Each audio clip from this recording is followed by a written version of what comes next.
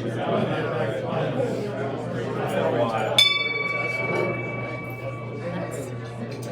afternoon. Welcome to the November 18th meeting of the Rotary Club of Des Moines. I am President Catherine Staub. Quiet. We are delighted to have you here today at the Embassy Club. Thank you to Kyle McCormick for giving us a moment of inspiration, followed by the Pledge of Allegiance and the four-way test. Kyle, come on up.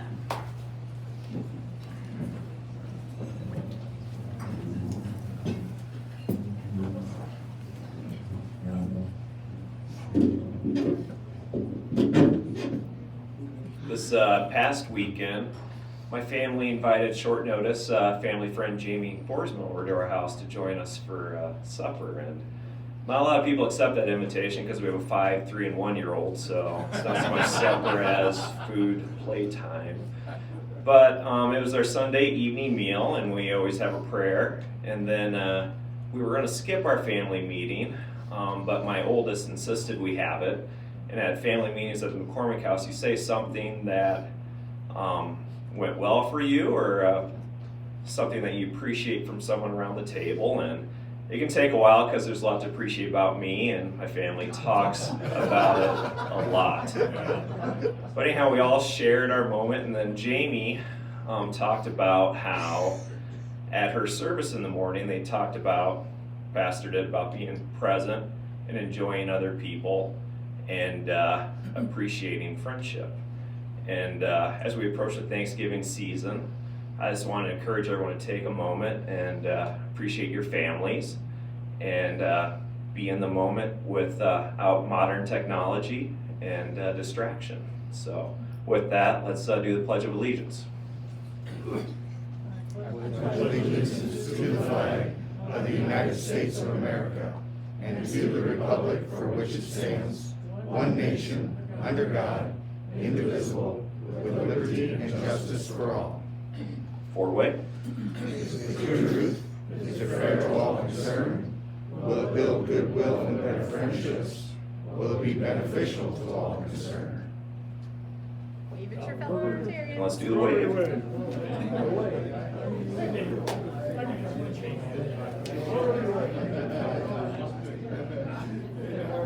Excuse me, Jordan.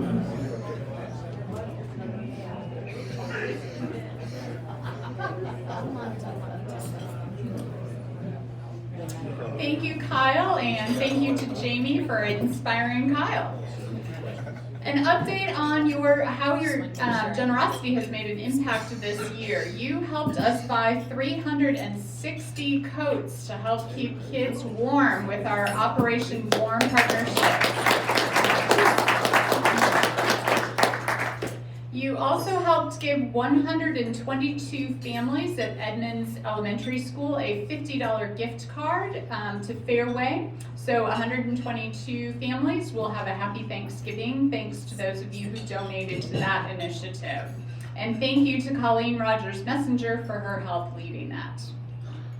And now Bob Bedrell will introduce our program for today. Bob?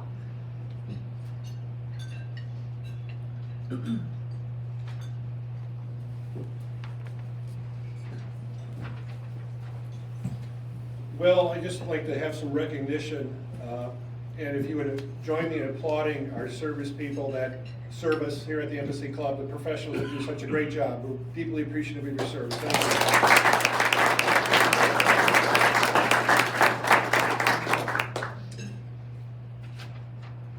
Jessica Dunker is President and CEO of the Iowa Restaurant Association, a nonprofit advocacy and education group that supports Iowa's 6,200 restaurants and bars.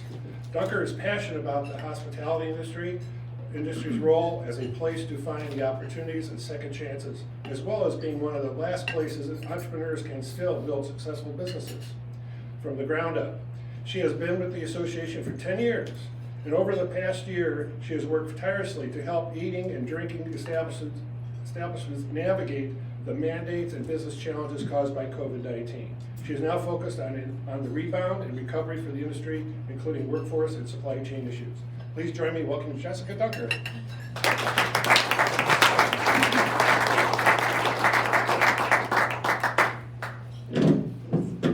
and potentially not smart enough to run this thing. However, so let's just talk. Got it. Okay.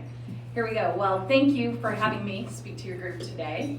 I'll just start with, I saw silent your cell phone, but I meant silent your cell phone. I'm the mother of 5 children. I have 2 sets of twins, boys and girls. A pair, and a spare, because I've got a spare one too, who doesn't have a partner. But my mother's finger means something, and it means pay attention. So that, just in case you're curious, how I deal with the wily restaurant operators, that's how I do it. So let's go here. All right, so the Iowa Restaurant Association, we are an affiliate of the National Restaurant Association. What that means is the National Restaurant Association doesn't get to tell me what to do. I don't work for them, they don't pay me. I am hired by the restaurateurs of the state of Iowa. This matters, why? Because sometimes what the National Restaurant Association thinks and is working on does not make the state of Iowa very happy. Case in point, they have been against ethanol subsidies. No restaurateur in the state of Iowa in their right mind will ever be against ethanol subsidies, because then Charles Grassley writes you a letter and grumps at you, and that is not a happy place to be. So we are part of the Council of State Restaurant Associations. We have a negotiated partnership with our national organization, and while we are almost always on the same page, sometimes we aren't. So here is the definition of the restaurant industry. You probably thought you knew it. Now, this will come into play as I move along here, but all meals, snacks, alcohol prepared away from home, including takeout meals and beverages. That's how we define ourselves. And that's important because this used to be really easy to understand. It was a place you went and sat down and somebody took your order and then they brought you your food, right? That's what the restaurant industry used to be. But our industry has changed so much. And I don't know everybody where y'all work, but we get a little tired of some of what we consider gas stations and grocery stores who try to play in our sandbox become restaurants. That's happened a lot here. For example, our friends at Casey's, who are our friends, are the largest to-go pizza company in the United States. Larger than Pizza Hut, Domino's, fill in the blank. They are larger in that situation. So they're defined, they fall into this definition when it comes to that portion of their business. So who were we before COVID happened? Well, we were all happier, first of all. I'm sure you all were too. But we were about 6,400, just shy of 6,400 eating and drinking establishments in the state of Iowa. At that time, we employed about 155,000 people. We were the second largest private sector employer in the state. Okay, A for the day. Who knows who is first? What industry? Healthcare. Private sector. Government's bigger than all of us. We can talk about that later. All right. We were projected to be about a $4.4 billion industry. Our losses were obviously significant. In the state of Iowa, we did better than most, but our projections are that we lost about $1.4 billion of projected revenue due to COVID. So, has anybody ever seen me talk on TV? Let's just talk about that for a minute. I'm way overexposed, and people mainly remember the hair. I do need to explain why it's always me that's on TV. If you're in the restaurant business, you need people to love your restaurant and love you.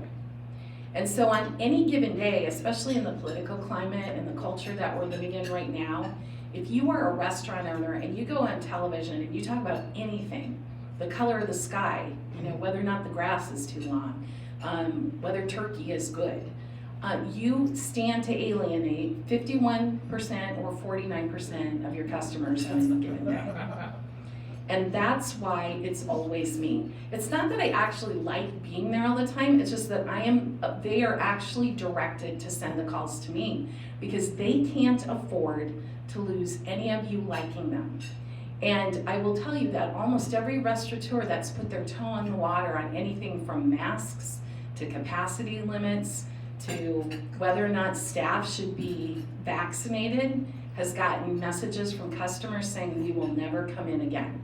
And it doesn't matter which side they fall in on, They get the notes. And then you know who else they get? The social media trolls, who then go and create all kinds of problems for them. So all those problems are instead created for me, and that's what I'm paid to do by the restaurateurs who hire me. So why do they care so much? Why can't they take a stand and take the chance of alienating either 51% or 49%?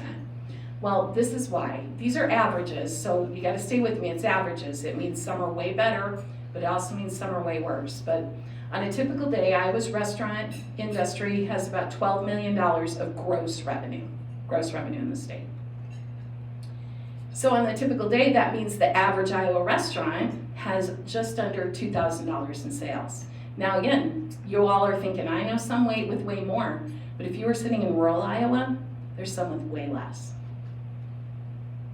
So in our pre-COVID days, a 5% net profit was pretty darn good. That's the world we live in, the world of nickels, 5% net profit. So the average Iowa hospitality establishment pre-COVID on any given day had a net profit of $97.60. That's why we can't afford to alienate you. That's why it's a hard business to be in. That's why you see folks who are great cooks, but have no idea how to run a business not last very long in our industry. So this is my COVID gobbledygook. And I put it up here because I like to share a story when I talk about COVID.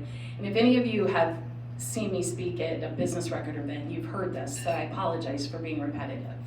But on March 16th, 2020, I was sitting with my family at Court Avenue Brewing Company, enjoying a lovely meal. I only had 2 of my children, so it wasn't quite as expensive, and that made it even lovelier, because the boys, boy, they can eat. But the governor's office called me. And it was the day before St. Patrick's Day. St. Patrick's Day is the #1 bar holiday from a revenue perspective every single year. It's not New Year's, it's not necessarily on 4th of July, not Cinco de Mayo, it's St. Patrick's Day. And so I was sitting in there, and the governor's office called me, and I went outside, and they said, hey, Jessica, we have to shut down the bars. And I said, when? They said, tomorrow at noon. And I said, on St. Patrick's Day? And they said, yes. And then I asked them a question that most people pause and wonder why I would ask it. What is a bar? Like, what is a bar? Tell me how you're defining a bar. Because there are a lot of definitions of bars, right? Is it just that they have a liquor license? Because that's a lot of people. Is it that they have 50% of their revenue is alcohol sales versus food sales?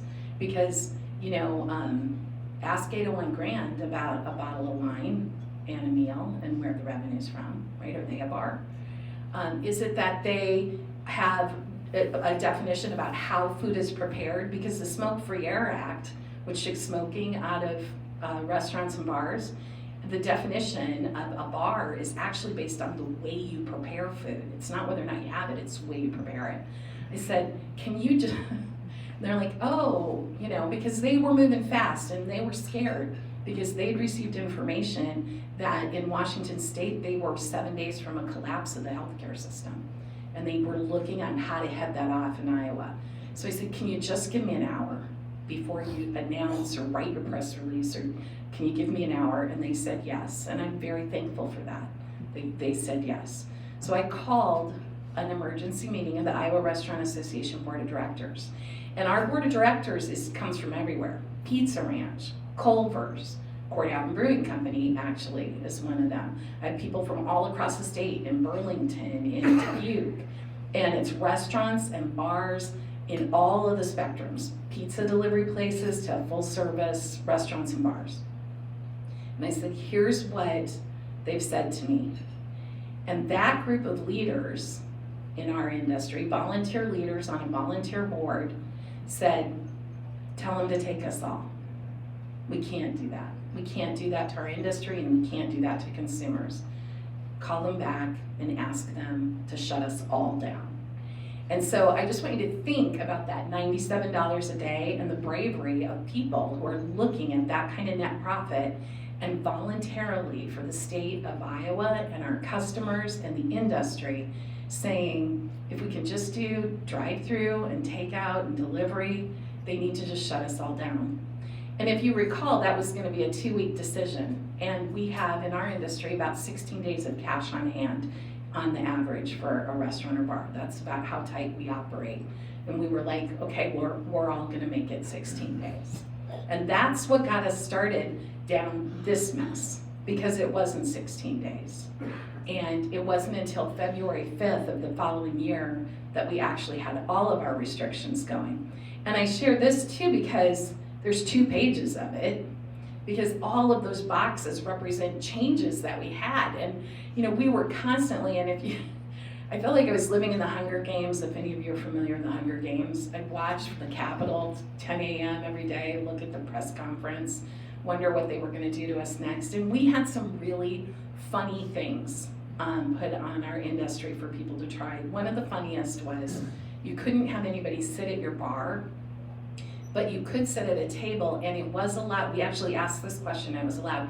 You could push a high top table against the bar and sit at the table that was against the bar. And every day it felt like it was changing. And so our industry did what we could to be part of the solution. I think all of you probably heard me say at some point we will lose 20% of Iowa's restaurants and bars. That's about 1,000 locations across the state. And that didn't happen, and I'll explain why. So, oh, look at me, I'm talking ahead of myself. Our state did better. But the businesses that we did say goodbye to were pretty tough. Of the restaurants that closed for good, the majority were well-established businesses. They had been in business for an average of 16 years. They'd employed about 32 people. And 17% had employed about 50 people ahead of time. This was the kinds of places we closed. And people look around and they're like, I didn't see those kinds of closures. Well, you might not have seen the business close, but when you think about institutions, and I use one that I know everybody knows, the Latin King as an example. They didn't close, but they sold, because it was an exhausting time to be in our industry, and some folks just said, no more. So who are we supposed to be? Our projection for 2020 was about $900 billion. The projection or the actual sales nationally were about 670. So you can see the drop in our industry, and then our projection nationally is about 730 billion. We're still trying to figure it out from a state level, but you can see our trajectory is on the way up.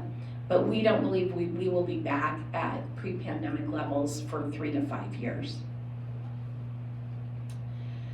56% of hospitality establishments still have lower sales than they did pre-COVID, and that's depressing. But there are lots of reasons why that is. We'll talk about a few more here.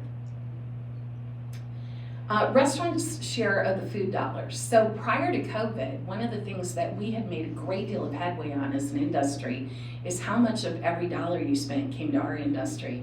And we had creeped over that more than half mark, which we were pretty excited about. When I speak with Reynolds Kramer at Fairway, and we a lot of times will share a stage, I was used to jab him because people were spending more money in our industry, and they like us better. Like 90% of people like to come into a restaurant, and maybe only 50 like to go to a grocery store. So I like to jab him a little bit.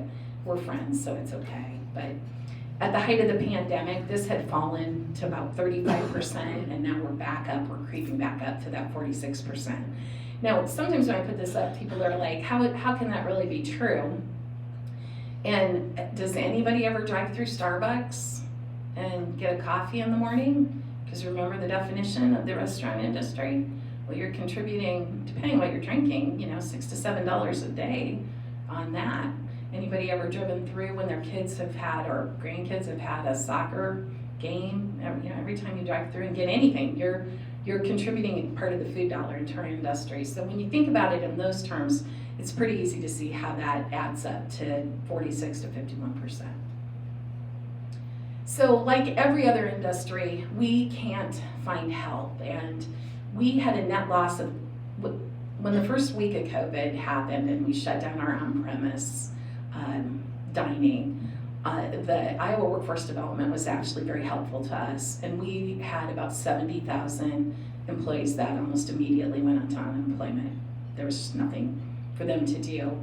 But by the end of the year, the net loss to our industry and the number of people working in it were about 25,000. We'd love to find them again. I mean, we can't find them. We'd love them to come back, and we've just come to accept they won't be coming back to our industry. But 92% of restaurants and bars are looking for help. More than half in the state are 20% or greater below the staffing levels they need. And 70% say that finding help is the number one reason they can't recover.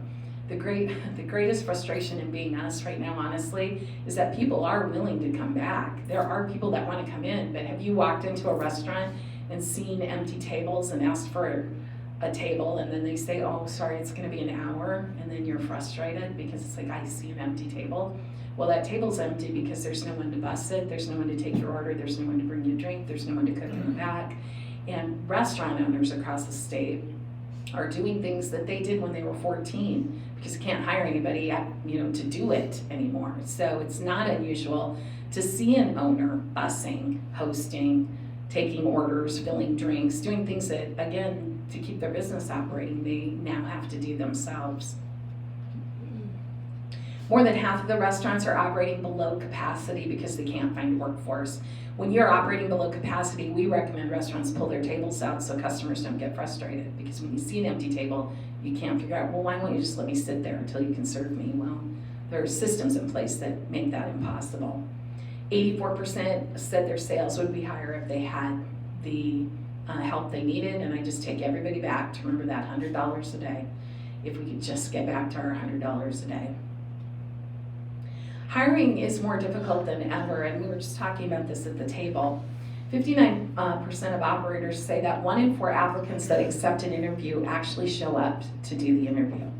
So think about that. If you are a restaurant owner who's trying desperately to bus tables and call people to come in for interviews, and then only 1 in 4 show up, 50% of those say that of the 1 in 4 offered jobs, only 1 in 4 accept. And then 37% say that they accept, but they don't even show up on the first day. So, and in our industry, when people show up on the first day, they have about a 50-50 shot of staying once they try out the job. So it's really difficult. This is a time-consuming, you've all hired people, so you know how time-consuming it is, and frustrating because you think you've found a solution and you haven't. What's really frustrating to me as the voice of the restaurant industry is people say, and I get, these are what the trolls on the internet come after me on, well, people would come back and work in your industry if you just paid better. And, we as an industry move more people into the middle class, which is $45,000 to $75,000 a year as defined by the federal government. We do it faster than any other industry.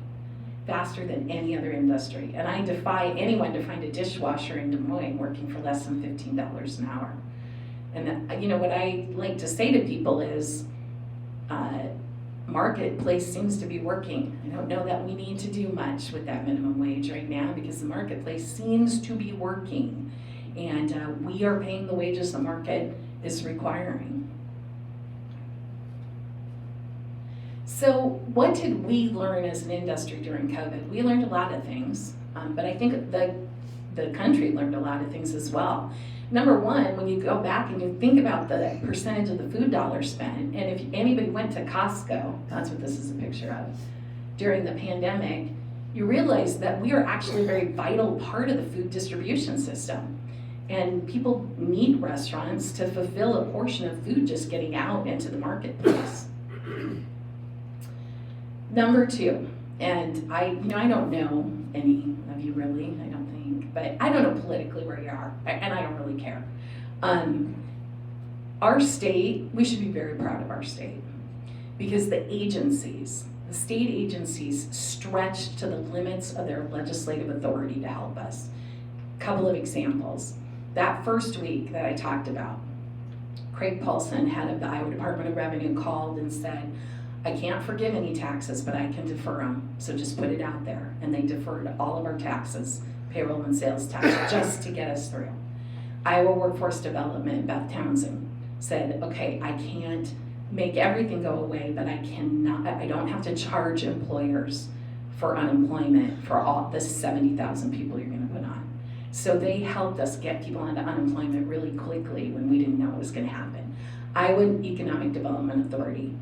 On March 18th, I was on the phone with Debbie Durham, and we were trying to figure out how do we get a grant program put out that can get money into the hands of these small business owners so they'll survive until they can be reopened. And Iowa was the first state in the nation to create a grant program directly to small business. They put priority on restaurants, about 1,700 of them benefited from that first grant. Money was in the hands of people within 10 days, and it's how some of the people survived just to get to the other side. That was originally a $4 billion program. When CARES Act money came in, it ended up a $90 billion program. So that just tells you how many small businesses were helped. That wasn't just for restaurants.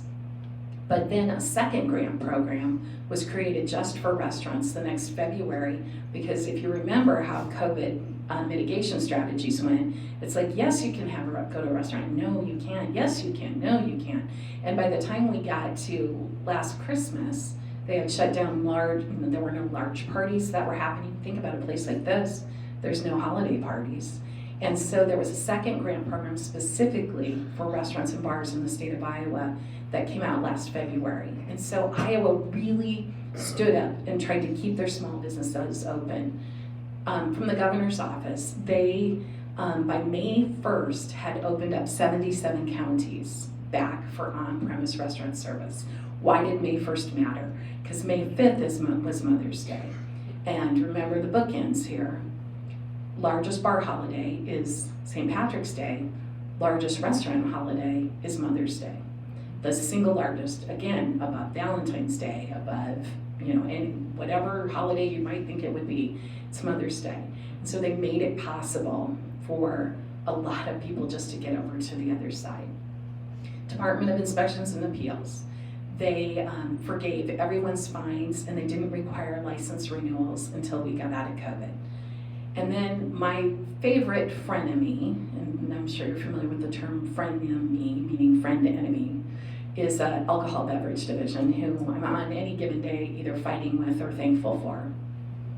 They did a lot of things. Again, they didn't forgive because they can't forgive them, but they stretched license renewals to let people not pay their liquor license until we got through some of these mitigation steps. They created cocktails to go, which became permanent. We were also the first state in the nation to make cocktails to go a permanent part of the hospitality scene. But they also did some things that are freaky system. You might be like, oh, really, you can't do that? They let bars sell off their inventory. And prior to COVID, you can't do that on the type of on-premise liquor license that bars have. And you know what was sitting around at a lot of bars? A lot of beer. And beer has an expiration date. And so you saw a lot of beer just being sold out like at a package level out of bars just to help people get some cash in hand. And there are other things about the liquor laws in Iowa. One is that you have to pay for that liquor when it arrives. So imagine being a little bar who had a St. Patrick's Day celebration planned in, Rudd, and you had to pay for all that beer. Then you were unable to sell it, to have anybody come in and drink it, and then it's sitting there and it's going bad and you've paid for it. So the APD allowed them to sell off their inventories, which just gave some cash flow to people. The only group I don't have as kind of words for is the insurance division. And if any of you have insurance history, you know exactly why that would be. And that's because so many of Iowa's restaurants and bars had business disruption insurance. And many of the reasons that people said, okay, we're gonna be okay if we have to shut down our on-premise, where people come in and eat and drink, is because we have business disruption insurance and at least our inventory will be covered, our goods and things that we have. Not one business disruption claim was paid out in the state of Iowa, not one. And so that was and it's not like they weren't talking to us, they just weren't paying it out. So that was devastating to us as an industry.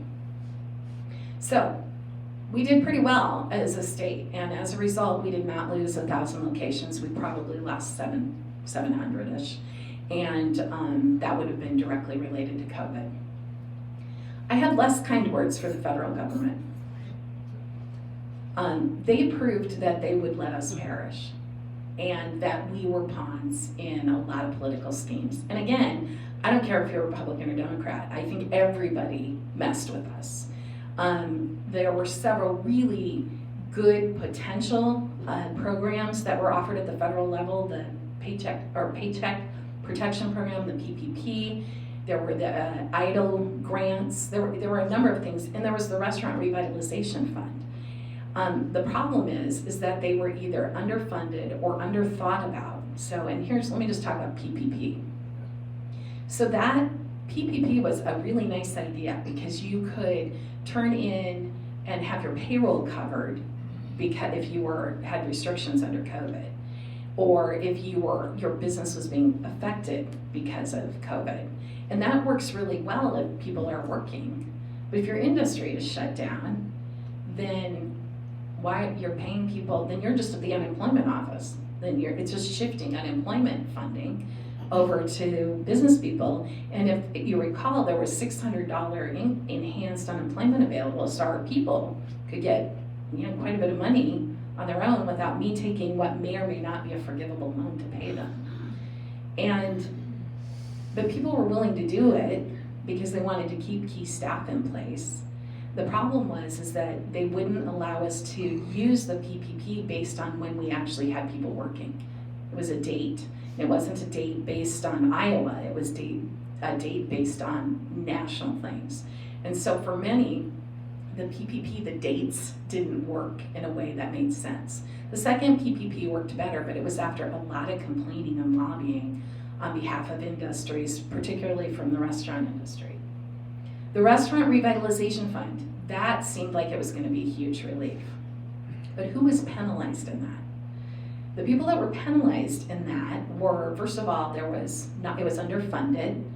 And so even though there was, I want to say, I'm going to get it wrong, I think there was $100 billion of qualifications and $40 billion went out. So in Iowa, about 1 in 3 businesses that qualified for it actually received the money. There were a number that actually got a letter that said the money will be in your account Friday, and then they pulled it back and said, oh, sorry, we've run out.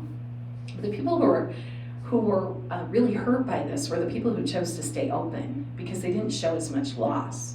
So if you just shut down and said, okay, I'm not going to operate till it's easier, and I'm not going to keep my people employed, all you had to do on this one was show loss. And so the people that just shut down and said, okay, we're going to try it again in 6 or 8 months, they showed so much more loss that they actually received more funding. So they were incented to have been shut down instead of trying to continue. In addition to that, there was an open period that gave priority to women, minority, and veteran-owned businesses. And I think every woman-owned, every veteran-owned, and every minority-owned restaurant and bar should have received funding. But I also think all the rest of them should have too if they'd qualified based on their loss. And so most of the money had been churned through by the time that priority funding had taken place.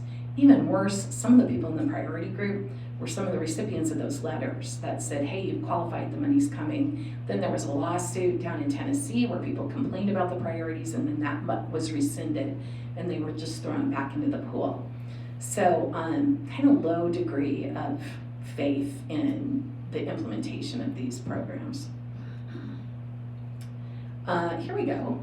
This is my actual numbers. I should have just known this off the top of my head. $28.6 billion Restaurant Revitalization Fund.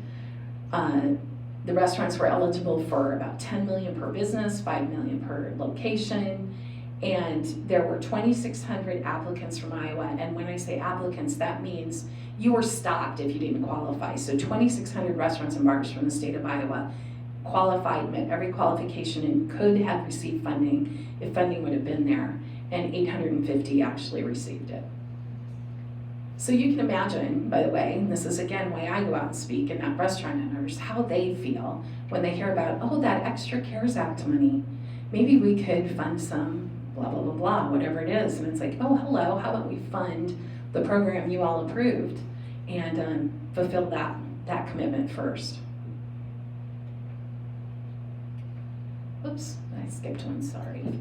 There have been a couple of efforts to actually replenish this fund, and this is another area where I think we can be really proud of Iowa's congressional delegation, because we have, both parties in Iowa have been supportive of helping this restaurant revitalization fund. Joni Ernst actually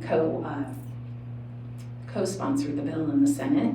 Ashley Hinson and Cindy Axney both signed on in the House. And so we have bipartisan support. We seem to all know how to talk to each other and get along, but I don't know about the rest of them. And so, again, nearly 180,000 applications of restaurants that qualified with significant loss have not received funding across the country. And again, about 1,500 from our state. The fourth lesson we learned is that business cannot be responsible alone for public well-being. We did a voluntary program where we talked about enhanced measures that we were taking to keep you safe in our restaurants and bars. That was our hospitality promise, but it really does take everybody, and I think everyone learned this lesson together. A couple of changes that I like to talk about. Cocktails to go became permanent.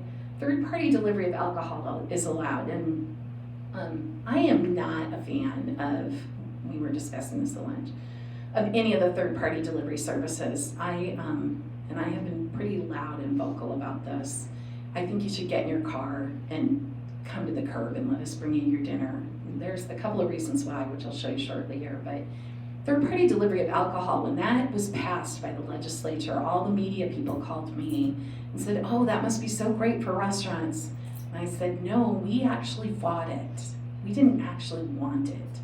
Hy-Vee wanted it, and Hy-Vee wanted it. I don't blame Hy-Vee for wanting it, but they're the ones who wanted it, because you can't sell liquor in the state of Iowa without a liquor license. And so for our restaurants, you know, if any of you have ever used, and I don't care which one it is, I'll just use DoorDash as an example. If you ever use DoorDash, you go in and you pay DoorDash, and then DoorDash pays a percentage of what you pay to the restaurant. So technically, you're buying our restaurant food from DoorDash. If you do that with alcohol, that's bootlegging. You can't legally, DoorDash can't legally sell liquor to you. And so we were like, how is this gonna work? Because I want to remind you, I'm the mother of 5, 2 17-year-old identical twin boys. How hard would it be for my boys to go onto my happy little computer with my happy little credit card and call El Marachi and get a gallon of margaritas and 12 tacos with contactless delivery to my house under my name? And when I asked that question at the subcommittee hearing, well, whose liquor license is on the line there when my underage sons have just drank a gallon of margaritas? Well, that's the restaurant's. But the restaurant wouldn't have known that it was my boys that ordered it. They didn't deliver it. They didn't sell it to them. They don't have the name it got sold to. And so that's why we oppose this, because we don't actually know how to safely do this. Now, there's some technology that people are working on to try to make it possible, but this was not a win for us. So if somebody tries to say, oh, that's so cool in Iowa, I looked yesterday, there was an article out. There's one restaurant that's attempting to do this in the state right now, one out of more than 6,000. Workforce struggles, we talked about supply chain issues and supply chain issues. You know, we are the landing mark where it all rolls down to, because we need chicken, but you know what else we need? We need oil. We need paper products for people to do carry out, delivery, and to go, and we just can't get anything. And every year, the Machine Shed does a really nice dinner for Wildwood Hills Ranch, a little fundraising dinner, a Thanksgiving dinner. I was talking to their chef. He hasn't been able to get breadcrumbs for 3 months from his food purveyor. And he also can't get cream of mushroom soup from his food purveyor. So he goes to Costco and Sam's and he empties it every time he goes in there. So if you're having trouble getting that in bulk, that's why you're fighting with the restaurants. And all of the restaurant owners that I talk to, they are in Sam's Club buying it before you all can get there. So, because they just can't get things via distribution. So it is a real issue for us. So 61% of adults say they'd rather spend money on an experience like this than they would on a thing. And thank goodness for that you all are coming back. But prior to COVID, pre-COVID, only 37% of the food that was food and drink that was created in a restaurant was actually consumed in a restaurant. So we already knew we had to figure out how to do this carry out and delivery better. We haven't landed there yet because we're not making any money on it, but we're working on it and trying. 95% of restaurants say they'll keep some of their COVID-related changes. Some of the things you've probably seen, almost all the restaurants still have staff in masks. They won't do that forever. But contactless payment, they'll do that forever. Smaller menus, they'll do that forever. Fewer people dining in the restaurant, they won't put the tables back for a long time because the people just aren't going to come back. And we have realized that we have to figure out other ways to do it better and with fewer people. Consumer technology use. Consumers like technology, at least they say they do. Now we smile a little bit in the restaurant industry because we don't think about viewing a restaurant menu online or looking up hours and location, and we don't really think about that as technology use in our industry. But these are things that all restaurants had to figure out during the pandemic. Mobile pay, that's here to stay. Using a tablet to order, you're going to see more and more of that. 40% of operators did add contactless payment in the last year and a half. So this is my next big challenge, and this is where we're going to be focusing our state legislative efforts this coming year.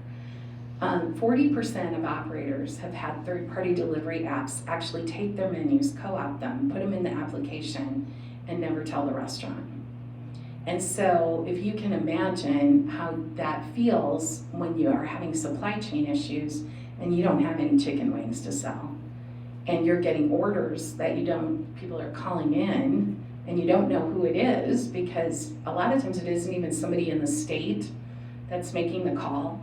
We'll get the calls from out of some call centers, sometimes out of country, through these mobile apps. And then you try to explain that something isn't available, and then the customers call you and they're mad at you because why was that on the menu if you don't have it? And then you're saying, well, it isn't on our menu. Well, it is on, again, fill in the blank, Grubhub. It's on the Grubhub app. I don't have any relationship with Grubhub. My menu's on there? Yeah. Okay, throw alcohol into that, because remember now we can do alcohol. So it's a real problem that people can just take and do this. 63% of restaurant food, like I mentioned, is consumed outside the restaurant, so we have to figure it out. But I really don't want to hand anything I make to a delivery driver, because US Foods did a survey of delivery drivers, and 28% of them said, yeah, I've tried this stuff before I deliver it. Like, they didn't even think to lie, right? I mean, if somebody asked you that, I'm a delivery driver, and I don't even have the sense to say, I probably shouldn't answer yes to that question. Like, some of them did say yes to that, or knew that they shouldn't say yes to that. But when that many people are admitting to eating your French fries or eating one of the pieces of shrimp that's coming, don't get in your car. Seriously, just call the restaurant, pick up your own phone and call the actual restaurant, take an order, pay us, we'll bring it to the curb. Don't do this. That is actually right now. And if we do have a relationship with the mobile app, they're taking a minimum of 20% of the ticket, up to 30% of the ticket. So you're not actually helping us make any money if you're using these things. There's nothing convenient to a restaurant about third-party delivery. Now, you don't look like a crowd to me that's really big into third-party delivery. When I talk to millennials and I say to them, I gave you your dogs on the patio, right? Because a lot of them, their best friend is the dog, right? And if you're on the patio with your pet and you have to stream whatever entertainment it is, because you aren't going to talk to anybody, just come. I mean, just come to the restaurant. And you know, we're in that business. You don't be home expecting somebody to deliver something and then be mad that it's cold or wonder why there's fingerprints in your food. I mean, so this is our legislative work that's ahead, because consumers are not protected here. So we have some proposed legislation. And it seems pretty simple. This is what we're asking for, that you can't take our menu and put it on your app unless we have a contract. You just can't do that. And if you are gonna deliver it, you can't have your pet in the car. You can't pick up passengers on the way to my house, because you know, a lot of times gig employees, there'll be a Lyft driver or an Uber driver as well as a DoorDash driver. They do all of them. So maybe there's somebody else eating your food back there. That your kids aren't in the car. That's probably good. That you're not smoking. I mean, we worked really hard on Smoke-Free Air Act. Let's not smoke in the car. I mean, just we think that's kind of basic stuff, but none of these protections are in place.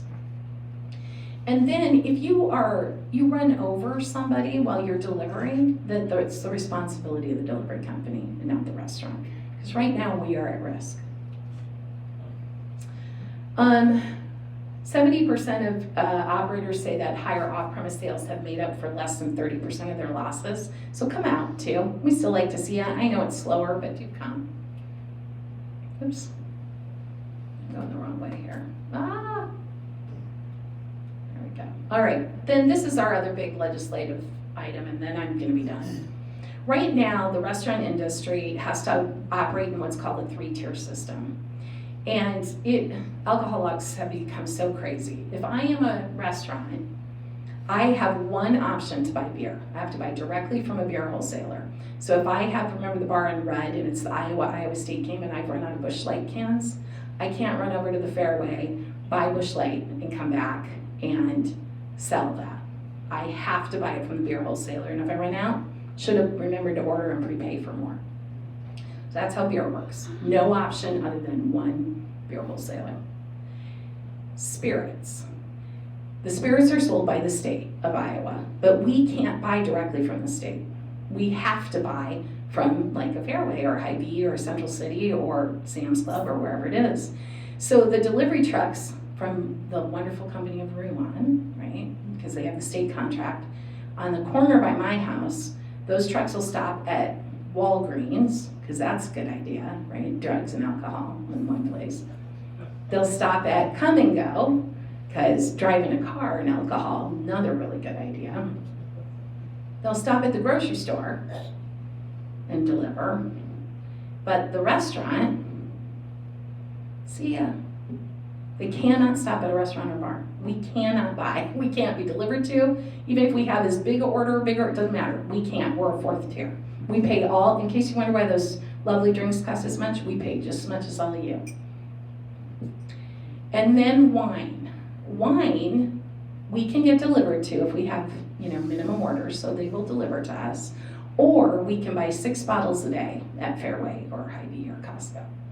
And so we're asking, our piece of legislation, which sounds really reasonable to us, is can we just have the wine model? Like, we'll buy everything through distribution, but if we run out or we need something or we have a special order, can we just be allowed to go over to, you gave it to Walgreens, can we buy it there, right? And right now, what I just said to you is not legal in our industry. So remember the $97 a day? All those other places have a little higher net profit every day. So we're just asking for a little bit of equity in alcohol delivery. So that's me. I'm happy to address any questions. I know I'm all over the place, but happy to talk about anything you need. Oh, sorry, we have no time. I talked until there was no more time. Sorry. There was a thought. Sorry.